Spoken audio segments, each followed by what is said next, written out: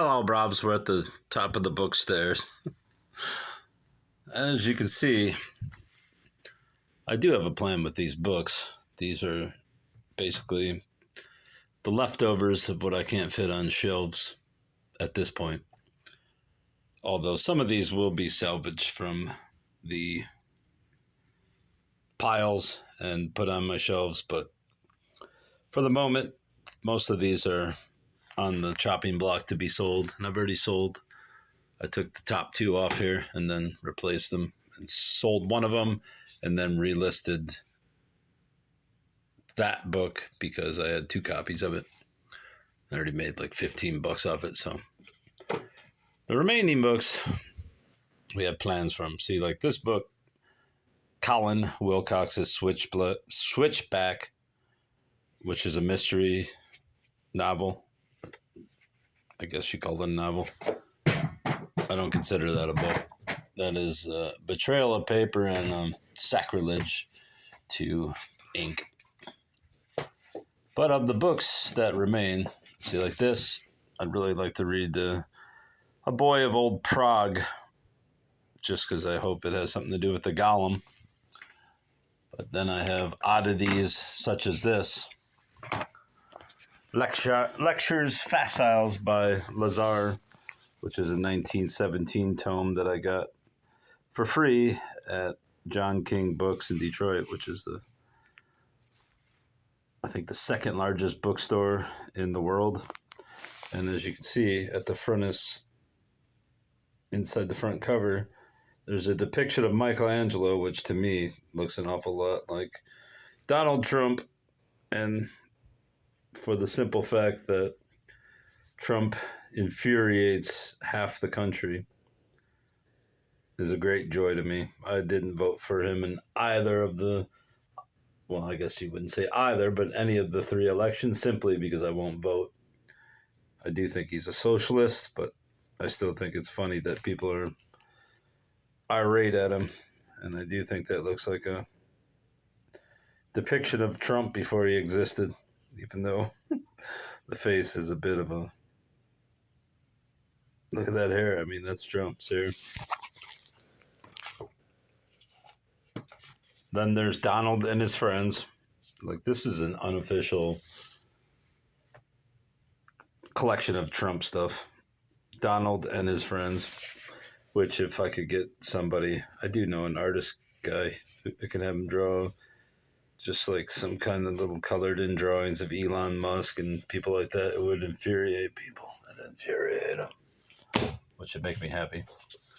And then there's this book, They Made America Great, which was not only would infuriate half the population, as I stated, it also was written in 1950, which, I mean, is the height of the male patriarchy. And this book would probably infuriate people. Although this is a 53 edition. Dear boys and girls, there's another infuriating thing. These are the people that made America great. Pocahontas, look at that. Pocahontas, is that Elizabeth Warren? Anyway, that's my unofficial Trump collection. Foxfire 2. I saved this one because it has ghost stories. I actually read it on this channel. This one will not be tossed to the selling fire. This book I got simply to change this dust jacket, this Mylar jacket, and put it on a book that needs it, that I have in my collection, and I will do that. The Best of True West. I don't know why I got this. This may have been... Oh, and there you go. That's why I got it. Probably because it's an ex-library. I was going to say ex-libris, but it's not ex-libris. It's ex-library. I'm not sure what possessed me to pick this up. I think I thought it was worth some money. It might be, actually. Look at that. Someone at a bookstore put $20 on it, so maybe it is worth money. No encore. Musicians reveal their weirdest, wildest, most embarrassing gigs. Jane's Addiction, The Stooge. I guess Jane's Addiction needs to update theirs after Perry Farrell flipped out and attacked Dave Navarro a couple months back. Flogging Molly.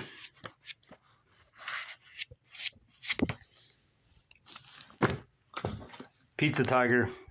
This was Tom Monahan, the owner of Domino's Pizza, bought the Detroit Tigers back in, I think, 1983, and then they won the first year that he was under the helm, and then after that, he turned the franchise into a joke.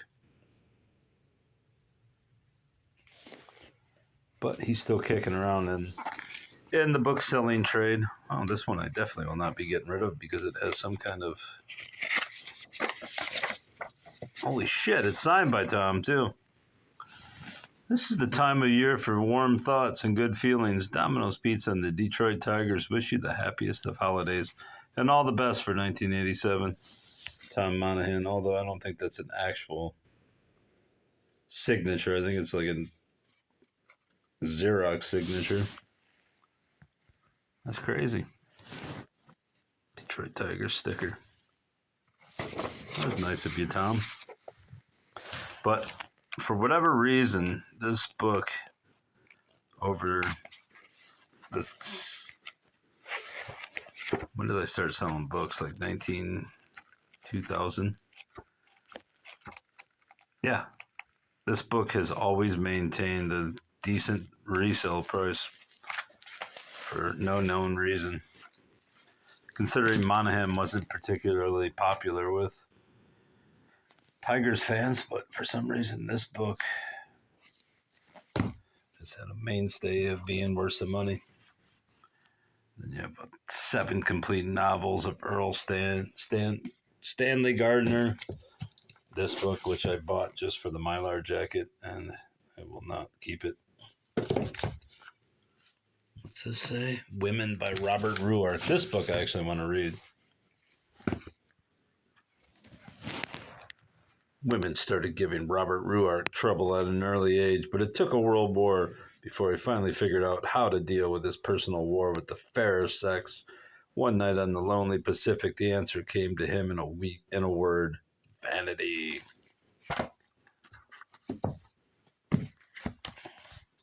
Here's another book that's rather interesting sounding: After Midnight, The World of the People Who Live and Work at Night. Just a bizarre topic, which I'm sure is not very interesting. God and Man in the Tenderloin. Every year at Christmas, Jonelle says, see, these are the kind of books I want to read on this channel. I don't want to read Ben-Hur. The Practical Book of American Silver by Edward Wenham.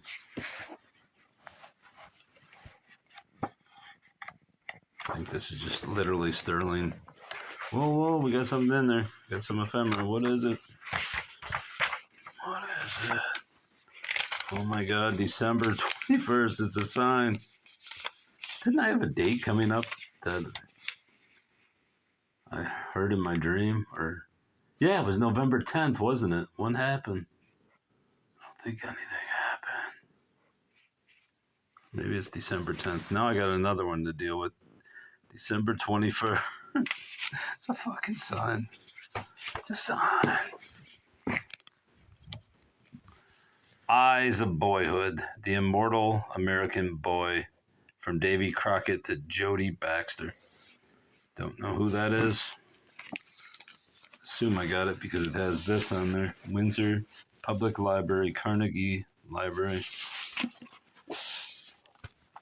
Book plate. Look at that. That's great. Book itself, not so great. Oh, what's this? Department of Justice, Ian Riddle. I voted. No, I didn't. That's a lie.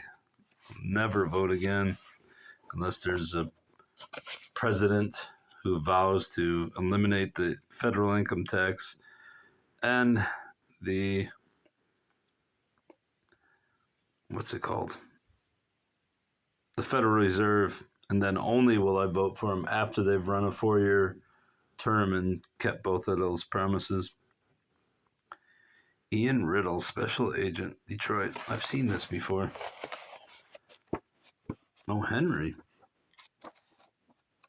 What was this book about again? Oh, yeah, boys. Boys. There we go. Manhunt, Detective Story Monthly.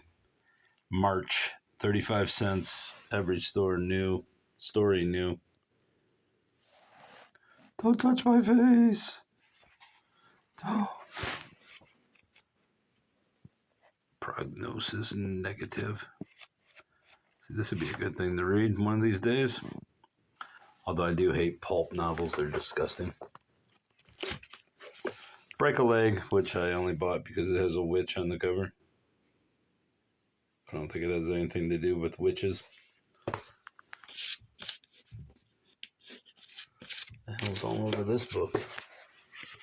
This book I purchased because it had some value. When I bought it, it did. I don't know if it still does. I could sell it to thrift books.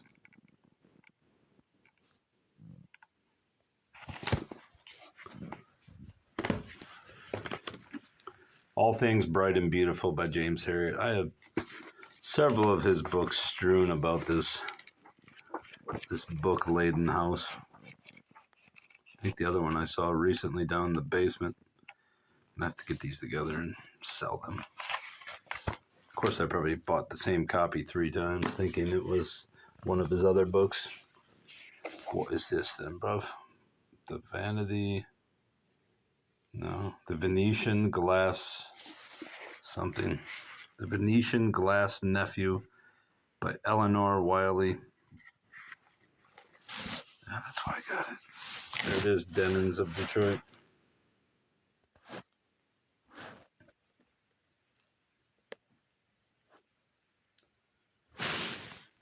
Vera, what's it say?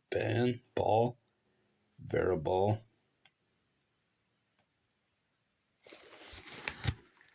Really irked me when I saw that the book plate was defaced. What the hell is that? Just some pulp novel. Ghetto Diary by Janusz Korczak. Holocaust Memorial Museum.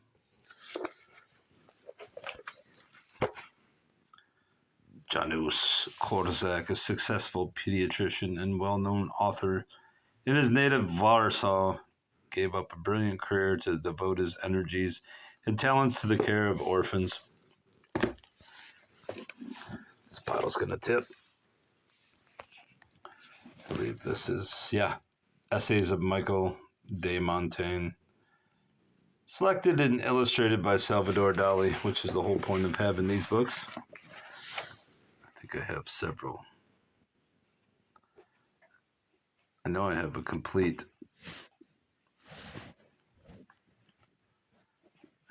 Actually, I won't read these. I'll do all the plates in one video.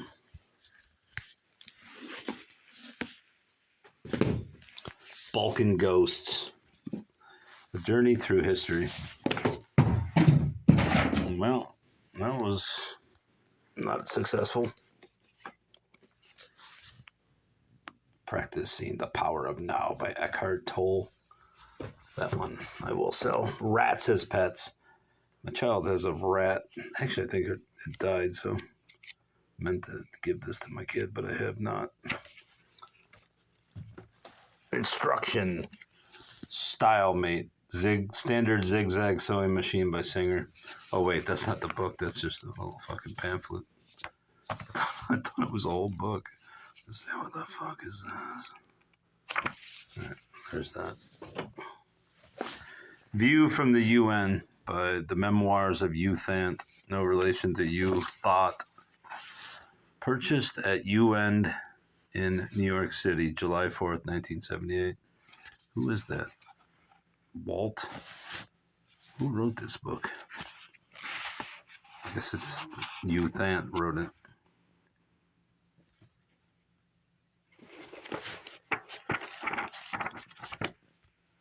Sure, U Thant was some kind of a dictator somewhere or other. Then we get into word books, which I've actually have all these books on my shelves, but these are all doubles. I plan to sell them. Obviously not for much because no one cares about books like these except me.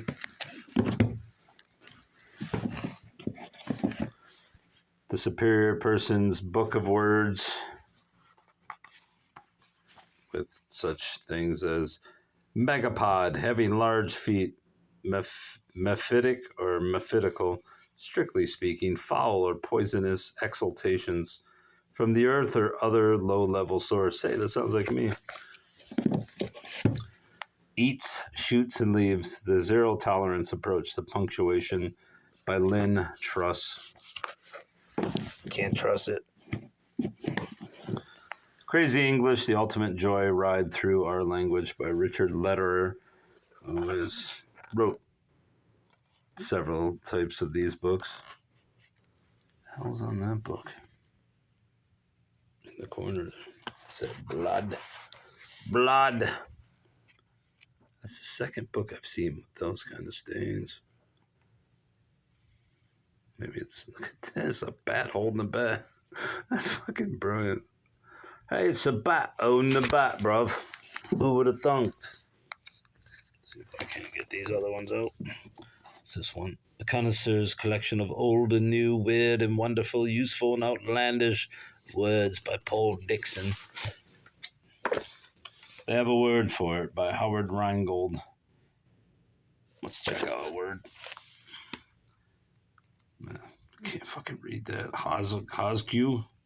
Let's get one that I can actually read. Kala, Yiddish, a beautiful bride. Lagniappe, French Creole, an unexpected gift of some sort. One more word. Cut. Gedankenexperiment, German, thought experiment. Woe is I, the Gramophobe's Guide to Better English in Plain English. Are you too possessive? Woe is I, words, Paul Dixon. See, and look, it's both copies. Anyway, that's gonna be it. Maybe I'll go through another pile if somebody begs for it, which I doubt's gonna happen. But we have the death of 2 books down there. They fell to their death. All right, Bobs, goodbye.